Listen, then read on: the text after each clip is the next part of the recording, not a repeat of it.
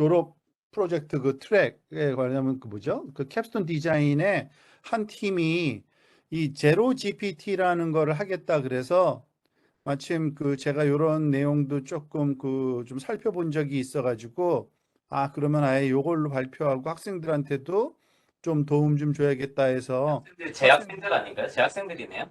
네 저희 제 우리 오늘 그러니까 GPT 제로 저한테 듣고 갔는데 두 번 듣겠는데요. 아 그러셨군요. 잘 됐네. 좋습니다. 네. 오토마킹은 제 설명 안 해줬어요. 네, 네. 제가 그거 좀 설명을 좀 하고 여기서 그 하는 방법을 다 알아야 되니까요. 안 그러면 따로 설명해 주기 뭐 해서 이렇게 불렀고요. 어쨌든 요걸 내용을 가지고 한번 설명을 좀 드리도록 하겠습니다. 그러니까 그 지금 부제목은 제로, 그러니까 GPT 제로하고 워터마킹 그 랭귀지 모델이라 그래서 요 두 개를 비교하는 그러한 내용입니다. 근데 여기 레퍼런스가 있으니까 만약에 학생들 나중에 요 레퍼런스들 굉장히 다양하게 제가 넣어놨거든요. 요거 참여 보시면 되고요. 근데 이번 기회에 요걸 한번 확실하게 좀 알고 가는 게 참 중요할 것 같아요. 저도 다시 공부를 하면서 그 정돈이 돼서 아마 도움이 되지 않을까 하고 넣었는데 일단 엔트로피가 뭔지를 좀 알 필요가 있어요. 근데 우리가 보통 엔트로피 하면은 그 약간 제일 그 전통적인 그 설명 방식은 그 인포메이션 시어리에서 나온 거기 때문에 인포메이션 시어리로 설명을 많이 해요. 근데 솔직히 저는 한 번도 거기에 성공을 한 적이 없어요. 이해를 하는데 너무 어렵더라고요. 인포메이션 시어리에서 말하는 엔트로피 개념은. 그런데 엔트로피 개념을 잘 살펴보면은 여기 위키페디아에 이렇게 나와 있어요. the average level of information 또는 surprise 또는 uncertainty 뭐 이런 거거든요. 근데 요 surprise라는 거 용어로 해서 요거를 이해를 하니까 아주 쉽게 이해되더라고요, 저는요. 요 surprise는 뭐냐면 다른 게 아니에요. 우리가 그 소위 어떤 것이 나타날 확률을 probability라고 그러잖아요. 확률값.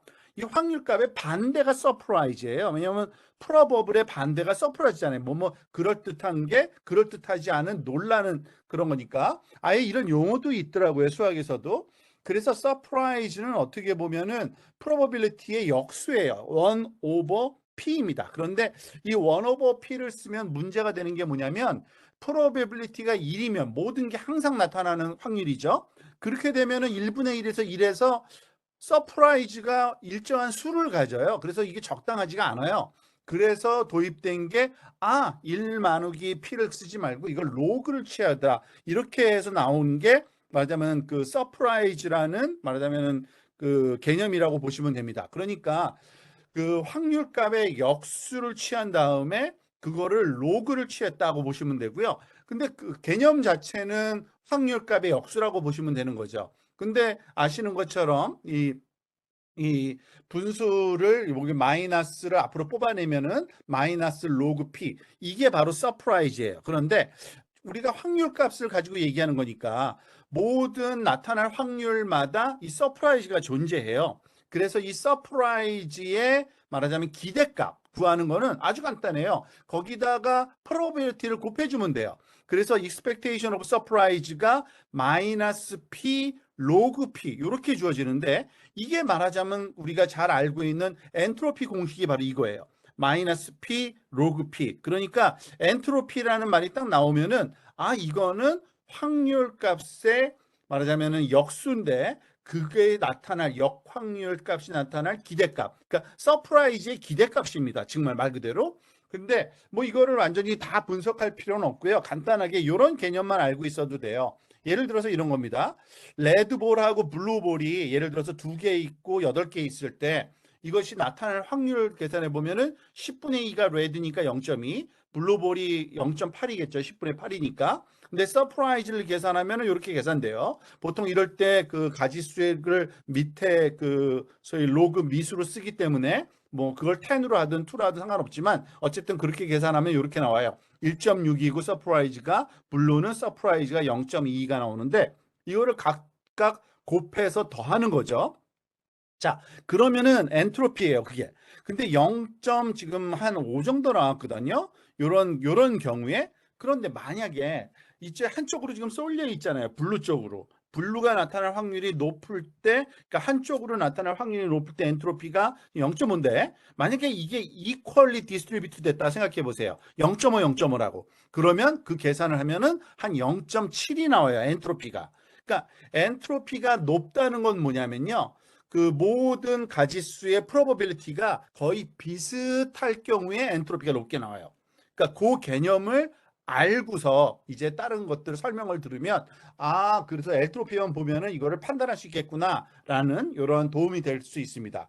요거에 대해서 한번 잘 한번 고민해 보시고 좀 자기 걸로 만든 다음에 여러 곳에서 활용하면 좋습니다. 자, 일단 GPT 제로부터 시작해 봅시다. GPT 제로 요 사이트에 들어가 보면 돼요. 여기 GPT 사이트 제로 사이트에 들어가 보면요. 여기 내려가 보면 여기다가 그 문장을 집어넣게 돼 있고요. 그래서 여기 get result를 탁 누르면은 어떤 결과가 나오냐면은 이렇게 분석을 한 다음에 지금 여기 지금 분석한 결과인데 분석을 한 다음에 그 통계적인 어떤 값 두 개를 줘요. 그리고 결정을 이게 뭐다 아니다 얘기를 해줘요. 예를 들어서 제가 그래서 GPT-4 있죠. GPT-4 사이트 그 요번에 떴어요. 새로 한 3일 됐나 4일 됐는데 거기에 뜬 그 프론트 페이지에 있는 문장을 그 패러그래프 몇 개를 카피해 왔어요. 그냥 그래서 넣어봤어요. 그랬더니 Your text is likely to be written entirely by human. 이거 사람이 쓴 글 같네? 이런 거 하는 거예요. 그러니까 GPT-4의 거기 프론트에 있는 설명문 당연히 그거는 그 오픈 AI에 그 사람들이 써놨겠죠. 그러니까 사람이 쓴 거는 사람이 쓴 걸 판단된 거예요. 그런데 뭘로 판단하느냐? 얘네들이 average perplexity 값하고 burstness score를 계산해요. 그러니까 perplexity라는 값이 103이 나왔고 burstness score가 57이 나왔다. 그래서 얘는 사람이 한 거다라는 거예요. 그러면은 이게 뭔가를 알아야겠죠. 이 perplexity 값하고 burstness 값이 이 엔트로피하고 굉장히 밀접한 관계가 있는데 그 내용은 차근 좀 뒤에 살펴보고요. 예제를 더 봅시다. 지금 요거는 그 GPT, 그러니까 챗 GPT로 만들었어요. 제가 챗 GPT한테 이렇게 물어봤어요. What is GPT-4? Introduce it in two paragraphs. 그랬더니 이렇게 문장이 나왔고요. 문장을 집어넣었더니 Your text may include parts written by AI. 이거 AI가 쓴 것 같은데? 라고 나오고 특히 노란색 줄은 이게 AI에서는 요거는 AI가 쓴 게 거의 확실한 것 같다라고 쓴 거예요. 그리고 여기 보니까 어떻게 돼요? perplexity score 나오고 bursting score 나왔어요. 사실은 이걸 살짝 보면 알겠지만 얘는 103, 57 나왔는데 31, 17 나왔어요. 그러니까 perplexity하고 burstingness가 뭔지 모르지만 이게 낮으면 이게 AI 결과라는 거 판단하는 거고요. 이게 높으면 이거 사람이 있구나라고 판단하는 게 이 GPT 제로예요. 그러면 이 GPT 제로는 어떻게 만들었느냐? 이걸 좀 알아야겠죠. 사실은 GPT 제로가 이렇게 그 온라인상에서 서비스를 하고 있지만 페이퍼가 없어요. 문제는. 그래가지고 여기 아주 깊이 있게 살펴볼 수는 없는데 그렇지만 이거에 대해서 언급한 그 소위 뭐 유튜브나 블로그들이 많아요. 그래서 그걸 기초로 한번 정리를 해봤는데 이런 식으로 만들어졌다고 되어 있습니다. 보통 GPT-2를 썼대요. GPT-2. GPT-2는 좀 작은 거예요. 우리가 지금 쓰고 있는 건 GPT-3하고 4가 새로 나왔죠. GPT-2는 그 파라메타 개수에 따라서 한 4가지 종류로 나눠지는데 아주 작은 것부터 큰 것까지 117메가부터 1.5 빌리언까지 파라메타가 있어요. 그래서 요거는 그리고 토큰 랭스는 그 1024개를 쓰고 있고요. 이거는 지금 GPT-2에서 어떤 식으로 이건 그냥 다 그 GPT-2뿐만 아니라 모든 게 다 그렇죠. GPT 계열은요. 이런 식으로 되잖아요. 지금 그 입력 여기 그 토큰들이 있을 때 여기 스타팅 토큰 준 다음에 그러면은 여기에 해당되는 게 하나씩 단어가 그 가장 확률이 높은 요 순서적으로 이렇게 예측돼서 그것이 결과로 출력되는 거고요. 자, 그런데 이 GPT 그 툴을 어떻게 훈련시키느냐면 이 챗 GPT로부터 나오는 결과 텍스트가 있잖아요. 센텐스 있잖아요. 그 센텐스를 여기에 입력으로 써가지고서 얘를 훈련시킵니다. 왜냐하면은 사실은 이 GPT 저희 챗 GPT도 GPT-3를 쓰고 있으니까 이 GPT-3가 뱉어내는 그 토큰들의 확률 값이 필요한데 그거는 당연히 얘네들이 제공하지 않고 있어요. 그래서 그걸 어떻게 해야 되느냐? 그러면 GPT가 뱉어낸 그 문장들로만 얘를 학습시키게 되면은 얘는 거의 비슷한 그런 확률 값으로 GPT를 그대로 흉내낸 거니까 3를요. 그래서 GPT-2는 좀 작지만 요 작은 그 GPT 그 말하자면 네트워크이지만 그 확률 값은 거의 GPT-3하고 똑같은 그런 유사한 확률 값을 나타낼 거다라는 것을 가정하고 이제 이거를 훈련시키는 겁니다. 그러고 나면은요. 이 GPT-2가 말하자면 어떤 그 문장이 들어왔을 때 이 뱉어내는 문장, 사실은 이거는 생성 모델이 아니라 여기서는 그냥 그 요 우리가 알고 있는 지금 뭐죠? 결과로 나온 그 문장을 여기다가 집어넣고 그 결과가 출력됐을 때 출력에도 나와야 되니까요. 그 확률값만 끄집어내서 그거를 활용하는 겁니다. 그 확률값을 조합을 해서 perplexity라는 값도 계산할 수 있고 버스트니스라는 값을 계산할 수 있는데 이 perplexity 값을 계산했을 때 이게 높으면 사람이 한 거고 둘 다예요. 이 버스트니스도 높으면 사람이 한 거고 낮으면은 AI가 한 거라고 이렇게 판단하는 겁니다. 그 정확한 기준 같은 거는 아마 여기 그 내부적으로 무슨 어떤 그 스터디에서 노하우로 있을 것 같은데 어쨌든 기본적인 개념은 그거예요. 그럼 perplexity하고 버스트니스가 뭔가를 알아야 되겠죠? 자, 봅시다. 생각보다 이렇게 어려운 건 아니고요. perplexity를 가만히 보면요. 요 수식이에요. 근데 여기 써 있죠. exponentiated average negative log likelihood. 사실은 뭐 정확하게 엔트로피는 아니에요. 그렇지만 엔트로피의 개념으로 이해하면 굉장히 쉽다. 그래서 그 한번 좀 설명을 한 거고요. log likelihood의 네거티브 값을 평균 낸 거예요. 그냥 모든 단어들이 x0부터 xt까지 이렇게 나올 텐데 토큰이 그 각각의 토큰이 어떠한 확률 값에 근거해서 나온 거거든요. 그 확률 값을 다 말하자면 로그를 취한 다음에 다 더해서 그 개수로 나눠준 평균을 취한 거예요. 마이너스죠. 그러니까 마이너스 로그 말하자면 확률 값이니까 대충 또 그거랑 비슷할 거라는 거 아시죠? 그 뭐죠? 그러니까 평균적인 엔트로피 값이에요. 결국엔 평균. 근데 그걸 그냥 쓰진 않고 여기서는 또 익스포넨시에이트 했어요. 그렇게 한 이유는 사실은 로그 값이 말하자면 이 뭐죠?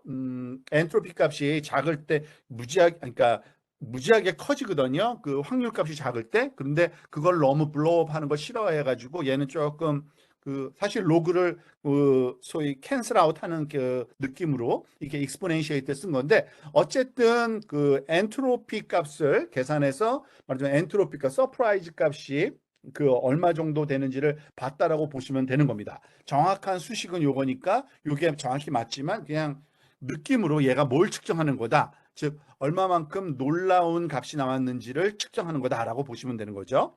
그래서 low perplexity 낮은 값을 가지면 얘가 확률값은 높은 거예요. 그러니까 확률값이 높다는 얘기는 당연히 거기 GPT-3의 예측된 값이죠. 그러면은 그거는 AI가 뱉어냈을 확률이 높은 거예요. 근데 high perplexity는 그 거꾸로니까 probability의 거꾸로가 된 값이니까 얘는 사람이 한 것과 마찬가지일 거다라고 예측을 할 수 있는 어떤 상대적인 크기가 확연하게 차이는 나는 거고요. 지금 요건 GPT 그 2에서 하나씩 하나씩 뱉어내는 거를 이 GIF 애니메이션으로 잘 된 게 있어서 본 거고 허깅 페이스 이런 문장이 나올 때마다 그 하나하나가 사실은 요 앞부분에 요 부분이 그 소위 말하자면 그 컨디션이고 단어는 말하자면은 그 나타날 확률 그렇게 계산하는 거 이건 GPT를 공부한 사람들은 좀 아는 개념이니까 그렇게 정도만 설명을 하고 넘어가겠습니다. 그러면 버스트니스는 뭐냐? 버스트니스는 조금 설명이 애매모호하게 되어 있긴 해요. 거기 써 있기는 사이트에 써 있기는 이렇게 되어 있어요. The homogeneity of the complexity of sentence throughout the text. 그러니까 텍스트 안에서의 그 문장마다의 복잡도의 그 소위 homogeneity, 복잡도의 말하자면은 그 말하자면 균질성 이거를 측정하는 거거든요. 근데 그 제가 본 그 유튜브가 여러 개인데 그 중에 두 개가 서로 다른 말을 하긴 하는데 근데 어쨌든 그 의미는 똑같아요. 즉 그 수평축은 센텐스고요. 첫 번째 문장, 두 번째 문장, 세 번째 문장이고 이 컴플렉시티로 이걸 쓸 수 있대요. 그 문장 길이도 굉장히 중요한 컴플렉시티라고 하더라고요. 그래서 사람이 쓴 거는 문장 길이가 들쑥날쑥하대요. 근데 이 AI가 한 거는 문장의 길이도 비슷하다 그러더라고요. 그러니까 그걸 쓸 수도 있고 또는 number of rarely used word라 그래서 흔히 안 쓰는 단어가 얼마만큼 사용됐느냐. 그것도 그 컴플렉시티에 보통 포함되고요. 근데 사실 진짜 이게 가장 믿을 만한 것 같긴 해요. 그냥 그 perplexity 값을 센텐스별로 플로팅을 한 거예요, 이건요.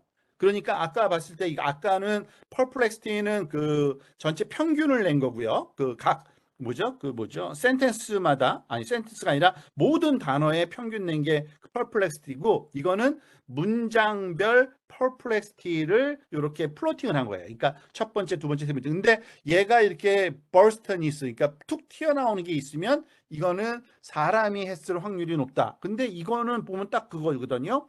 이게 말하자면은 그거예요. 그 소위 이건 엔트로피를 계산하면 딱 맞아요. 엔트로피로 이걸 계산하면은 이게 낮은 이게 낮은 값을 나타내죠. 이게 이렇게 버스트가 있는 거, 요게 오히려 그래서 엔트로피가 낮으면 버스트니스가 높은 거다라고 판단할 수가 있거든요. 그래서 그곳의 그 숫자 값은 좀 다르지만 아마 버스트니스가 여기서는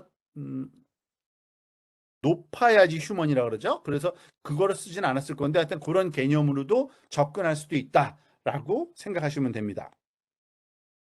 자, 이게 GPT-0예요.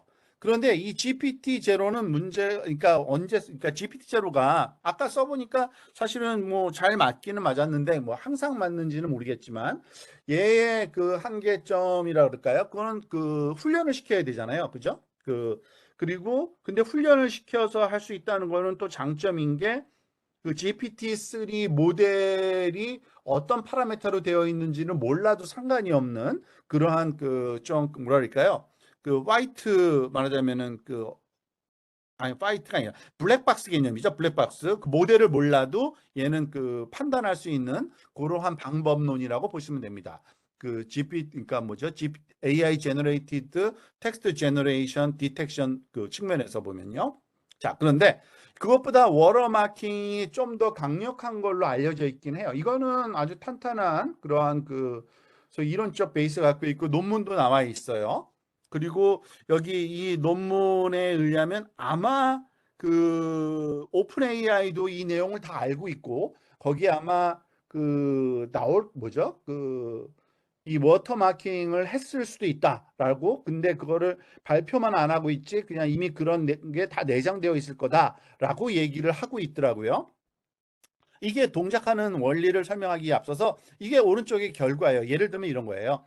지금 여기 보면은 그 초록색과 그 빨강색으로 이렇게 마크가 되어 있는데 이 빨강색이 소위 말하자면은 이게 레드 리스트라 그래가지고 여기서 나타나면 안 되는 단어들인 거예요. 사실은요. 근데 워터마크를 안 하면은 이렇게 그 빨강색이 많죠. 그러니까 사람이 만들었다는 거예요. 이 문장은. 요 아래쪽에 보면은 빨강색이 없지는 않은데 아주 드물거든요. 이런 거는 이거는 그 AI가 만들었구나라고 판단할 수 있는 겁니다. 그런데 이 워터마크를 그럼 어떻게 집어넣느냐? 이건 사람이 눈치채지 못하게 집어넣는 방법이 있는데 그 내용을 여기 써놓은 게 요 논문입니다. 근데 요거는 그 생각보다 그렇게 어려운 게 아니더라고요. 한번 들어보세요. 우리가 잘 알다시피 그 소위 GPT는 그 토큰 말하자면은 그 확률값 계산해서 예측하는 거거든요. 매번. 근데 지금 예를 들어서 이런 문장이 있다. The, quick, brown, fox. 그 다음에 다음 단어가 와야 되는데 그 단어를 골라야 되죠. 근데 우리가 모든 토큰 리스트 확률값을 다 구해요. 그리고서 그 확률값 중에 제일 높은 거. 그러니까 가장 말하자면 높은 확률값을 갖는 거 그 단어를 여기다가 나타내는 거. 이거는 그 소위 그리디 방식이라고 합니다. 그러니까 아주 굉장히 가장 좋은 것만 딱 취하는 거죠. 근데 실제로 사실은 꼭 그러지도 않아요. 그 랭귀지 모델링에서 이게 가장 좋은 방법이라고도 얘기를 하지 않고 그 조금 요거에 변형된 방법을 사실은 쓰긴 씁니다. 어떤 방법이냐면 빔 서치라는 방법이 있는데 그 다음에 올 단어들을 하나만 택하는 게 아니라 가장 높은 값 말하자면 상위 3개 예를 들면 그거를 택해요. 그런데 거기서 그냥 판단을 하는 게 아니라 그 다음 단계 한 단계 더 나가요. 그러면은 그 다음 단계도 각 단어마다 3개의 most probable 단어가 나오잖아요. 그럼 몇 개인가? 9개죠. 9개 중에서 전체 확률을 계산했을 때 제일 큰 거. 그거를 계산해요. 그런 식으로 하는 걸 빔 서치라 그러는데 그 얘기는 뭐냐면 우리가 가장 최고의 확률값을 골라야지만 가장 좋은 앤서가 아닐 수 있구나라는 거를 알려주는 거거든요. 그래서 이 워터마킹은 어떤 방법을 쓰냐면 그거를 그 틈을 활용을 하는 겁니다. 무슨 말이냐면 가장 좋은 큰 값을 쓰는 게 아니라 여기 그러니까 예를 들어서 이게 지금 마지막 단어가 토큰이 fox라 그러면 그 다음에 오는 단어를 찾을 때 모든 단어에서 찾는 게 아니라 어떤 일정한 그린 리스트라 그래가지고 보통 여기 논문에서 제안하는 거는 한 전체 토큰이 만약에 5만 개다 그러면은 그 중에 80%한 4만 개 정도만 골라내고 그 4만 개 안에서만 가장 좋은, 가장 높은 값을 갖는 말하자면은 확률값 그거를 말하자면 택하는 거죠. 그렇게 되면은 어떤 일이 발생하냐면 절대 나머지 20% 그거를 여기서는 레드 리스트라고 얘기는 부르는데 어디선 블랙리스트라고도 그러니까 그거는 중요한 것 같지 않고요. 아까 그림에서 보면은 빨강색 하이트라이트 된 게 그거거든요. 그러니까 레드리스트 단어가 한 20% 단어인데 그 레드리스트 단어가 나오면은 얘는 잘못된 거잖아요. 그러니까 이 레드리스트 단어를 워터마킹으로 쓰는 겁니다. 그런데 그거를 어떻게 말하자면 그러면은 모든 저희 뭐죠? 항상 20%하고 80%를 어떻게 나누느냐? 이것도 아주 굉장히 트리키해요. 랜덤하게 80%를 만드는데 그 랜덤을 시드를 주는 랜덤 방법이 있죠. 그러니까 랜덤이 항상 일정하게 나오는 방법. 근데 그 시드로 요 라스트 워드를 쓰는 겁니다. 그러니까 fox라는 단어를 시드로 한 랜덤 넘버에서의 80%. 그죠? 그게 말하자면은 그린 리스트예요. 나머지 20%는 레드 리스트가 되는 거죠. 그러니까 절대 나오면 안 되는 단어들이 각 단어마다 랜덤하지만 주어져 있는 거예요. 그리고 그거는 리프로듀서블이 가능한 거죠. 그 규칙이 있으니까. 그래서 그거를 소위 레드리스트 단어들이 몇 개 있는지를 아까 처음에 보여준 게 바로 그겁니다. 즉, 요 단어 다음에 예를 들어서 여기 디텍션이라는 단어 다음에는 이거를 랜덤 넘버 제너레이터에 넣었을 때 80%에 해당되지 않는 단어가 어템프트가 나온 거예요. 그러니까 얘는 잘못된 걸 쓴 거죠. 그런데 이거는 왜 그럴까? 그러면은 전혀 안 나와야 되는 거 아니냐? 아닙니다. 여기서 또 다른 하나의 트릭이 또 들어가는데 뭐가 들어가냐면 사실 그 다음에 써야 되는 단어가 랜덤한 거에서 골라내면 좋은데 거기에 적절하지 않은 것들만 있을 수가 있어요. 무슨 말이냐면 내가 예를 들어서 문맥상 어쩔 수 없이 the quick brown fox jumps over라는 게 점프 오버니까 오버라는 단어가 나와야 되는데 우리 랜덤 제너레이터 상으로는 얘 오버가 레드 리스트에 들어있어요. 그럼 만약에 그러면은 그걸 쓸 수가 없잖아요. 그러면은 여기 이 단어가 나오면 안 되는 거잖아요. 그러면은 문장이 어색해지는 거거든요. 그럼에도 불구하고 요거를 쓰도록 허용을 해줍니다. 언제? 이게 바로 엔트로피가 여기서 적용이 돼요. 즉 모든 단어들의 확률값을 이렇게 플로팅 해봤을 때 이 엔트로피가 높은 그런 상태로 아니다 낮은 겁니다. 죄송합니다. 제가 말을 잘못했어요.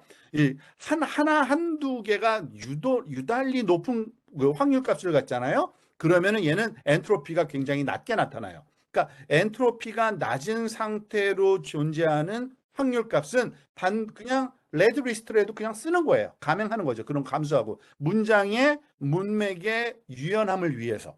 그렇지만 만약에 여기저기서 나타나는 이걸 써도 되고 저걸 써도 되는 확률값 높은 게 많아요. 그러면은 엔트로피가 굉장히 높게 나요. 그러면 그때는 레드 리스트 값을 안 쓰는 거죠.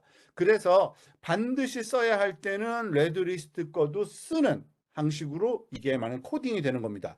그렇게 되면은 아까 처음에 봤던 이 테이블 보세요. 어떤 단어들은 누가 봐도 말하자면은 블랙리스트, 그러니까 레드리스트에 있는 거라서 쓰면 안 되는 건데 쓴 거예요. 근데 왜 썼을까요? 가장 적절한 거기 때문에 그냥 강행을 한 겁니다. 그런 의미로 이걸 이해하시면 돼요. 그래서 이 워터마킹 된 것들을 골라냈더니 이 정도 아주 적게 나타나면 굉장히 일정한 개수 미만이면 이거는 당연히 뭐죠? 저희 AI 제너레이티드 텍스트가 되는 거고요. 너무 많이 나타난다. 이거는 당연히 그 사람이 쓴 거다라고 판단이 가능한 겁니다. 이런 식으로 하면은 워터마킹이 되고 아마 워터마킹이 된 상태로 이렇게 뭐 출시될 수도 있다라고 얘기를 하더라고요. 되고 있을 수도 있다고.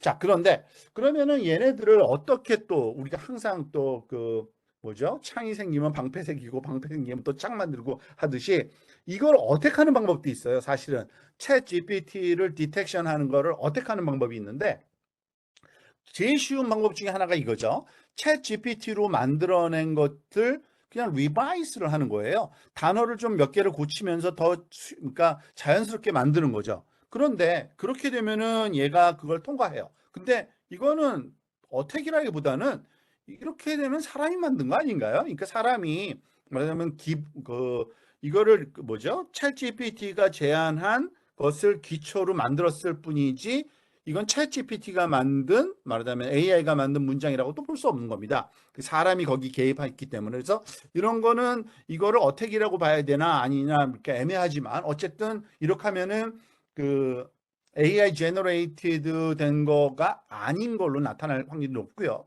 그리고 이 논문 자체에도 방법론을 하나 가르쳐 줘요. 이런 방법이 있을 수 있다 그러면서 뭐냐면은 아예 문장을 챗 GPT에서 만들 때 그 얘한테 이런 걸 시키는 거예요. 단어와 단어 사이에다가 이렇게 이모지를 그 하나씩 넣어라 이렇게 한 겁니다. 이렇게 넣어서 문장을 만들라는 거예요. 그러면 어떤 일이 일어나냐면요. 얘네들이 요 이모지가 그거 역할을 해요. 그 뭐죠? 그 seed 역할, 랜덤 넘버 제너레이터의 seed 역할을 하잖아요. 그러면은 요 seed가 있어야지만 그 다음 단어가 블랙, 그러니까 화이트 그 뭐죠? 레드 리스트인지 아닌지가 판단이 되는 거거든요. 근데 이 문장상에서 문장은 완벽한데 사이사이에다가 이모지를 넣었기 때문에 이상해 보이는데 당연히 이렇게 만들고 나서 이모지 그 지우는 건 너무 쉽거든요. 이모지를 싹 지워버리면 이것이 이 단어들이 그 소위 시드가 사라진 관계로 그 레드 리스트에 포함되는지 안 되는지를 알 방법이 없어요. 그러면은 완벽하게 속일 수가 있어요. 그러니까 이런 방법도 있다라고 이렇게 그 제안하더라고 있더라고요. 그러니까 여러 가지 방법론은 있는데 어쨌든 두 가지 지금 그 GPT 제로라는 것과 그리고 이 워터마킹 그 랭귀지 모델이라는 두 가지 방법론으로 AI 제너레이티드 것이 그 텍스트를 판단할 수가 있다는 거고요. 요약을 하면 그렇습니다. 사실은 아마 이런 두 가지 계열로 항상 나뉠 것 같아요. 하나는 뭐냐면 이게 그러니까 GPT 제로만 얘기하는 게 아니라 그 좀 약한 그 말하자면 디텍션 방법이긴 하지만 그 모델이 갖고 있는 파라메타를 알고 있지 않아도 가능해요. 왜냐하면은 그 모델이 뱉어내는 그 문장으로만 학습해도 충분히 그 확률 값을 흉내낼 수가 있거든요.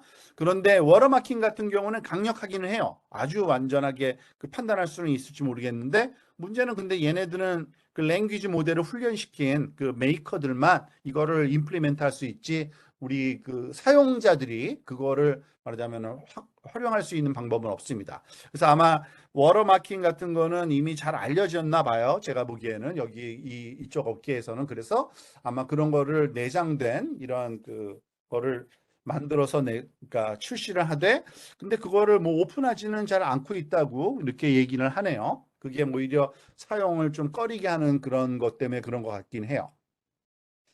그래서 이런 두 가지 방법론이 있다. 그리고 그 특히 챗 GPT, 그러니까 GPT 제로를 요번에 그 프로젝트로 하려는 그 팀이 있어가지고 그 여러 뭘 해야 되는지 원리라든지 그 아마 그 지금 요 팀들은 그 한글에 대해서 하는 거니까 그 한글로 말하자면 챗 GPT를 말하자면 돌려서 또는 그 GPT-3를 돌려서 그 결과를 얻어내서 훈련시켜야 될 거고 아마도 이 퍼플렉스티는 너무 당연한 그 값이니까 그 대신 이 버스트니스는 조절을 좀 해가면서 이렇게 하는 게 좋을지 저렇게 하는 게 좋을지 조금의 더 개선 여지도 있어요. 그래서 만약에 조금 좀 확실한 어떤 그 컨트리뷰션이 생겼다 하면은 이것도 잘 만들어서 그냥 논문감으로도 쓸 수 있지 않을까. 학생들이 낸 수준으로는 충분하고 또 남을 것 같거든요. 그래서 그쪽으로 한번 연구해 봤으면 좋겠습니다.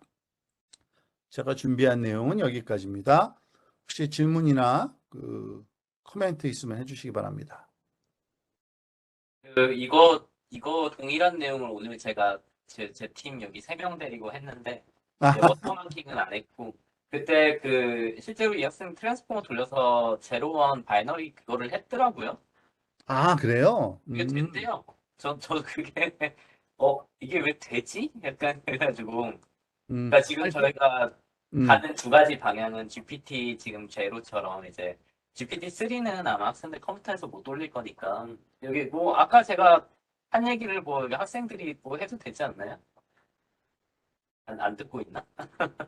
학생들이 좀 여기 참여해서 얘기 좀 했으면 좋겠는데, 뭐 의견이라든지 하나 아니면, 이제 쿠버트에서 얘네가 퍼플렉시티 계산을 하려면 어쨌든 확률값을 뽑을 수 있는 애를 저희가 써야 되잖아요. 그렇죠. 근데 보통 얘네들이 아마 단어만 뱉어줄 거라서 이제 확률 한글에 대한 추론이 가능하면서 확률값까지 같이 컨피던스를 뱉어주는 그런 모델을 찾아서 일단 돌리고 퍼플렉시티 계산해서 이제 AI가 쓴 거랑 사람이 쓴 거랑 유의한 차이가 있는지 그거를 약간 통계량으로 보라고 했거든요.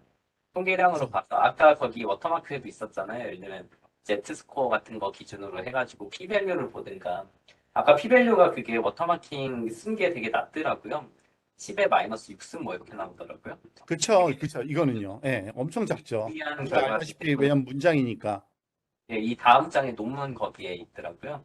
음, 저 통계 수치를 보긴 해야 될 것 같아요. 그 그렇죠. Z 스코어 기반으로 해가지고 우리가 T-테스트 같은 거 해가지고 음, 통계적 유의성이 뭐 0. 보통 0.05 기준으로 하니까 0.05보다 이제 낮으면 아까 좀 지나갔네요. 그 논문 워터마킹 논문에 그런 수치 보고 그리고 약간 앙상블처럼 여기 이게 P-밸류가 이거요. G스코어, P스코어, 밸류요. 예. P-밸류가 지금 저기 아래 이게 10에 마이너스 14승 이거 엄청 유의한 거거든요. 그렇죠. 그래서 네네. 그러니까 이런 거 한번 봐가지고 사람이 쓴 거, 이제 기계가 쓴 거, 이거 그 지금 말하는 챗 GPT 제로로 한글말 되는지 보고 그 이 학생들이 실제로 트랜스포머 네트워크 구현을 해가지고 제로원에 대한 이 마이너리 크로스 엔트로피를 쟀더라고요. 근데 그냥 그 트랜스포머로 그냥 넣어서 그 예, 말하자면은 AI 를 제너레이티드 나와서 월드하고 그냥 사람이 쓴 거하고 일단은 그냥 바이너리 클래시피케이션 식으로 한번 예, 해봤군요. 그쵸, 그쵸. 그 지금 두 개를 짬뽕해서 앙상블을 하되 이제 그거에 대해서 이제 유의한 결과가 나오면 이제 그 다음 번에 무슨 말인지 알겠네. 바이너리 클래시피케이션으로 한번 해봤다. 근데 걔가 된대요. 저도 이게 더 신기하더라고요. 음, 그래서 글쎄요, 그거를 되는 게 또 신기하네요, 그죠? 섞어가지고 이제 하는 형태로 지금 진행을 할 건데 음, 일단은 어찌됐건 지금 챗GPT로 문장을 생성하는 게 먼저라서 문장을 근데 많이 생성할 필요는 없잖아요. 문장 한 100개 정도 생성하면은 우리가 이제 데이터 정규성이 있다고 하니까 한 100개 정도 이제 생성하고 그다음에 GPT 제로로 해서 이 저기 GPT-2나 아마 코버트 같은 거 써가지고 약간 그 퍼플렉시티 계산할 수 있는 모델을 써야 되니까 그런 게 있는지 모르겠어요. 그렇죠. 네, 예. 왜냐면은 여기 지금 썸머리 보면은 이제 웨이트 파라미터가 없어도 돌릴 수 있다고 하지만 사실 웨이트 파라미터가 없지만 저희가 확률값은 관찰을 할 수 있어야 되잖아요. 근데 보통 그러니까 모델은 그걸 아니 없지만 여기서 이걸 만들어내는 거죠. 그러니까 그렇죠. 말하자면 그 제품들은 그 챗GPT는 그거를 주지를 않으니까 볼 수가 없는 거고 그래서 이런 걸 GPT-2로 저희가 돌리는 찾아야죠. 이유는 내 거니까 돌리는 거죠. 내 거니까. 그렇죠. 근데 제 거는 이제 확률을 뽑을 수 있어야 되잖아요. 그렇죠. 뽑을 수 있으니까 마지막 그 끝단에서 다. 예. 예, 근데 그게 보통은 안 나오잖아요. 보통 이런 상용. 그렇죠. 그거는 만들어야죠. 또 거기다가 끝에다가. 그래서 예. 그거를 지금 찾는 작업을 하고 있을 겁니다. 그죠. 그 정도는 해야죠. 그 정도는 해야 돼요, 학생들. 다 예, 된 것만 쓰면 안 아니, 되고. 근데요, 퍼플렉스티보다도 바이너리 클래시피케이션 하는 게 제 생각에는, 그러니까 오이석 교수님은 그게 되는 게 이상하다고 생각하셨다는데, 저는 그게 더 좋은 방법인 것 같은 생각이 좀 드는데요. 그래요? 그래서 저희가 처음에 했던 처음 접근이 사실은 그때는 GPT 제로 요게 논문이 없어요. 그 네, 아까 논문이 지금 없어요. 보여주신 그 무슨 원미닛 카페 뭐 그 동영상이랑 뭐 유튜브에 동영상 몇 개로만 있습니다. 근데 네. 그거를 갖다가 근데 사이트 서비스는 하고 있어요. 예, 사이트 서비스는 있고 거기에 이제 설명이 제대로 나온 문서가 없어서 맞아요, 맞아요. 처음에 이제 접근을 하려고 했던 거는 이런 바이너리 클래시피케이션에 대한 접근 1번 그리고 이상 탐지 접근 2번으로 이렇게 접근을 했어요. 근데 그쵸. 생각해보면 지금 펄플렉시티 기반의 얘는 어떻게 보면 이상 탐지잖아요. 저희가 그렇죠. 확률 값의 이상 탐지를 보는 예, 거죠. 그거 하나랑 이제 하나 남은 그 바이너리 크로스, 저는 사실 이상 탐지 쪽이 더 좋을 줄 알았거든요.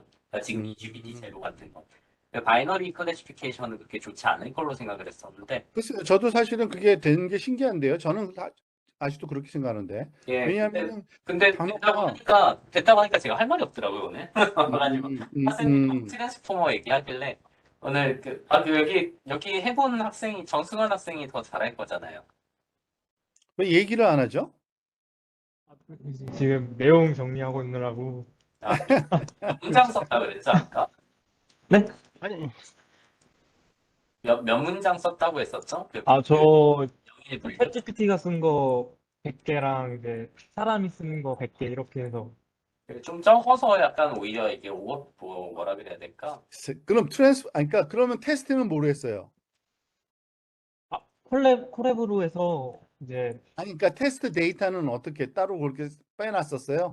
네, 그 제가 따로 그냥 문장을 100자, 200자로 GPT로 만들고 그다음에 기사 같은 거에서 긁어와서 음. 넣었는데 이제 만약에 AI가 쓴 거면은 AI 쪽에 0.7이고 사람이 쓴 거 0.5 이렇게 나와가지고 구분이 되긴 하더라고요. 조금 더 그러니까 완벽한 구분은 안 되는데 이제 근데 네네. 그게 한글이면은 그럴 수도 있을 것 같은 게 한글은 누가 봐도 어색하게 써요. 아직도 챗GPT가 네, 근데 그것도 있는 거 자연스럽지가 않더라고요. 그리고 저희가 이거 챗GPT가 정치 쪽 글을 좀 덜 잘 못 쓴다고 해가지고 정치 쪽 음, 기사랑 이렇게 정치 쪽 기사를 챗GPT가 쓴 거랑 해서 음, 좀 차이가 좀 두드러지게 나타나는 것도 있을 텐데 제가 트랜스포머 모델을 다 쓴 건 아니고 음. 인코딩만 구현된 트랜스포머 모델을 사용했거든요. 근데도 인코더를 썼어요. 인코딩 된 거? 인코딩 쪽만 구현된 거를 제가 사용했거든요. 트랜스포머 이제 아, 그럼 디코더까지 버트를 쓴 거네, 버트. 네, 그러니까 버튼은 아니고 이제 디코더를 안 썼다는 건데, 저도 지금 비슷한 버- 생각 썼습니다. 예. 그럼 버트로 훈련됐겠죠. 그러니까 프리 트레인 된 거 썼겠죠. 그냥 생으로 훈련시켰겠어요, 트랜스포머를. 그리고 버튼은 이제 뭐 학습 기법이 양방향으로 하진 않았을 거고, 제가 아까 듣기로는 약간 마치 비전 트랜스포머처럼 그냥 단방향 이거를 쓴 건데, 뭐 그거 된다고 왜 스크래치가 학생은 글쎄요. 스크래치 그러니까 그게 무슨 잘못된 게 아니라 된다는 게 참 재밌는 거고 근데 그게 조금 그 정당성을 좀 가지려면 일단은 지금 누가 봐도 그 챗GPT 미국 버전은 한글이 어색해요, 사실은. 그러니까 아마 곧 나올 것 같은데 우리나라에서도 엄청나게 지금 기업들이 하고 있잖아요. 카카오나 아마 네이버에서 챗GPT 코리안 버전 만들고 있을 거예요. 예, 저 최근에 카카오 그 사람 만났는데, 그 데이터 공개가 됐어요. 그렇죠. 그러니까 그 멋있다. 친구들이 만들어내는 한글 문장에서 그게 되면 잘 된 거죠. 만약에 판단이 된다면. 근데 제가 궁금한 게 왜 바이너리를 하면 안 될 것 같다는 생각을 하시는지. 저는 바이너리가 아니 그러니까 그렇게 하는 게 오히려 전 퍼플렉스티보다도 더 좋을 것 같다는 생각이 들어서요. 아, 그래요? 약간 왜냐면 데이터가 많이 필요할 줄 알았어요. 많이 필요하죠. 예. 많이 필요는 해도 퍼플렉스티는 어차피 찾는 게 지금 퍼플렉스티보다는 저는 데이터 자체로 학습하는 거가 왜냐하면 확률 아까 이상치 탐지 얘기했는데 이상치라는 거는 정상대 이상이잖아요. 근데 이 잘못된 거를 직접 학습하는 거기 때문에 잘못됐다기보다 인간이 쓴 거를 직접 학습하는 거기 때문에 퍼플렉스티보다도 바이너리를 하는 게 나쁠 거라는 생각이 안 들어서요. 아, 그러니까 그래요? 아, 그죠? 이게 그러니까 왜 그랬었냐면은 이 캡스톤 네. 디자인으로 하는 거라서 학생들이 문장을 막 몇십만 개, 몇백만 개를 그렇죠. 못하니까. 한다는 걸 가정을 뒀기 때문에 제가 그렇게 생각을 했어요. 그렇죠. 그 과정이면은 문제가 되지만 데이터만 많으면은 저는 대상은 문장 많으면 되겠죠. 예. 네, 바이너리 될 건데. 그게 오히려 더 좋을 것 같아요. 저는 퍼플렉스티보다도. 그렇군요. 그럴 수도 있네, 진짜. 듣고 보면. 그리고 어쨌든, 얘기하니까 생각나는데 그 저기 있잖아요. 그 알파 그 바둑에서 되게 재미난 걸 또 하고 있더라고. 바둑에서 그 알파고 제로 해가지고 뭐 다 이기고 은퇴했잖아요. 근데 아직까지도 그 얘네들이 이겨보겠다고 하는 팀들이 있는데 걔네들이 실제로 10전 10승을 했어요. 그것만 연구한 애들이 또 있는데. 그 사람, 예, 14승 1패 했더라고요. 14승 1패. 한 번 졌죠. 예. 한 번 졌는데 14번 이기고 근데 그 이세돌이 방법이 뭔지 알아요? 비행기가 앞으로 계속 막 붙던데요. 예? 막 이상한데 그 져서는 안 되는 데를 막 져가지고 도선 안 돼 보기보다도 예, 완전히 18급처럼 들어오는데요. 그러니까 왔다 갔다 왔다 하잖아요. 고수들은. 예, 예. 얘는 여기서부터 시작하면 계속 둔대요. 여기서. 그러면은 걔가 오목처럼 두더라고요. 오목처럼. 오목처럼 아니 예, 그냥 한 군데서 우리 18급 보면은 딴 데로 못 가잖아요. 여기 죽을까 봐. 예, 예. 그래서 그렇게 하면은 얘가 걔네 학습 데이터가 없으니까 얘가 막 이렇게 다 예, 봤어요. 하는 거예요, 제가. 처음에 바둑판인지 몰랐어요. 그거 보고. 그러니까 근데 저 퍼플렉스티라는 것도 그러니까 결국은 뭐냐면은 제가 드는 생각은 얘가 챗GPT가 인터넷에 있는 자료를 엄청나게 많은 걸 본 거잖아요. 그러니까 얘가 평균 효과가 있단 말이에요. 그렇죠. 예. 평균 효과가 있어가지고 아까 그러니까 지중 교수님처럼 그렇게 설명할 수도 있지만 제가 딱 들은 생각은 무슨 얘기냐면은 유사한 시퀀스의 단어가 쭉 나오다가 그 다음에 뭐가 나오느냐를 따져봤는데 많이 모아보니까 결국은 어떤 그룹이 형성되더라는 거죠. 그러면 챗GPT는 그것만 따를 수밖에 없어요.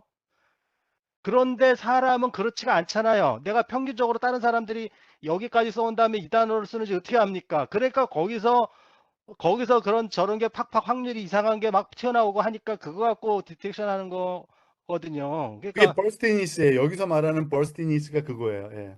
예. 그러니까 결국 평균 효과를 없애주는 평균 효과가 안 나타나는 걸로 해주면은 결국 사람이다. 뭐 이렇게 판정하는 것 같네요. 뭐 어쨌든 뭐 여러 가지로 재밌네요. 근데 지금 거기 팀들이 하는 거는 결국 그러면 한글 문서에서 AI가 만든 거냐 아니면 사람이 쓴 거냐 그거를 지금 주제로 하는 거예요. 그 팀이요? 네, 한글 GPT 제로 만든다고. 한글 GPT 제로요.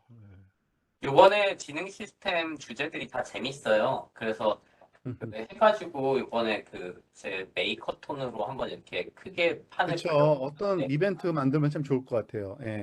작년에 저기 컴퓨터공학부 그 캡스톤 거기는 그 작년에 그거 했잖아요. 그 뭐죠? 걔네 그 전시회? 캡스톤 전시회. 우리 전시회 안 했죠, 이번에 졸업 저희는 전시회. 안 했었는데 거기 갔는데 좀 별로더라고요. 저는.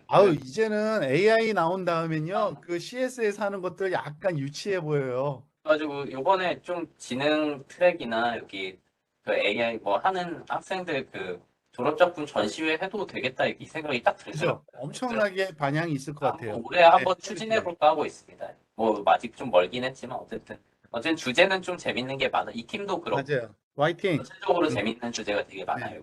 이번 학기에. 음. 그리고 오늘 그 정승환 학생하고 누구 새로 들어온 학생 이름이 누구죠? 저 김재헌 학생입니다. 김재현 학생하고 남지윤입니다. 이 세 명은 그냥 들어온 김에 여기에 눌러 앉아요. 알았죠?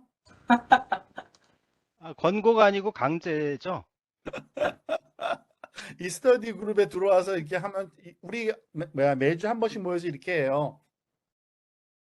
돌아가면서 다음 주 월요일에 저랑 진지하게 얘기해 봐요. 네, 감사합니다. 네, 교수님이 이제 그냥 그 지도 교수의 권한으로 끌고 들어오세요. 알겠습니다. 아까 아까 내용 질문은 좀 해도 될까요? 네네. 워터마킹 할 때 레드 리스트랑 그 그린 리스트를 만들 때 그게 좀 그럼 CD를 이렇게 줘서 계속 난수 형태로 단어를 쭉 그렇죠. 생성을 해야 되는 건가요? 그렇죠. 되게 난수가 매 단어마다 난수가 발생하는 건데 그거는 seed로 하는 거기 때문에 굉장히 그러니까 레귤러하게 나올 수가 있죠. 다시 재현 가능한 난수죠. 네, 근데 막 이거를 많이 해야 되는 거 아닐까요? 많이. 아니면 매 단어마다 하는 거죠. 매 단어마다. 단어마다 해가지고 5만 개의 단어 있으면 그 단어 벡터 값을 갖다가 그대로 그렇죠. 시드로 네, 바꾼다. 그러니까 결국에는 그거잖아요. 난수에서 몇 번째 거 그러니까 한 거의 그냥 20% 정도만 버리는 거예요. 네. 룩업 테이블 형태로 만들어 놓겠다는 거네요. 그런 식이죠. 맞습니다. 예, 예. 매번 할 때마다. 그게 전체가 아니라서 빔서치라고 부른 거예요? 빔서치는요, 원래 있는 알고리즘이에요. 여기하고 상관없이 빔서치라는 알고리즘이 그 랭귀지 모델 할 때 써요. 그냥 원래가. 아, 그럼 여기서 저거 만드는 거라고는 3D 상관없고요. 어프로치 잘 안 쓰고요. 빔 서치로 써요. 예. 왜냐면 빔 서치를 하면은 더 좋은 단어가 선택되기도 해요. 문장의 전체 그 확률은 더 높아지기도 해요. 그래서 빔 서치를 씁니다. 저건 랭귀지 모델에서 나오는 그냥 기본적인 알고리즘이에요. 예.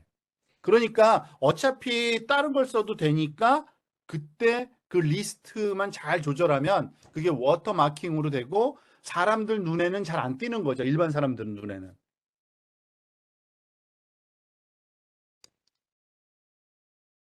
보통 워터마크가 이제 어떤 특정한 뭐 누가 만들었는지 뭐 어떤 어서 정보라든지 아니면은 뭐 이런 거를 그렇죠. 넣으려고 하는 거잖아요. 그렇죠. 그렇죠. 그러면 저기에서 저렇게 가능성 있는 것 중에서 특정한 걸 골라서 쓰니까 의도성이 들어가고 그 의도성에 어떤 마킹을 할 수 있다 이런 얘기죠.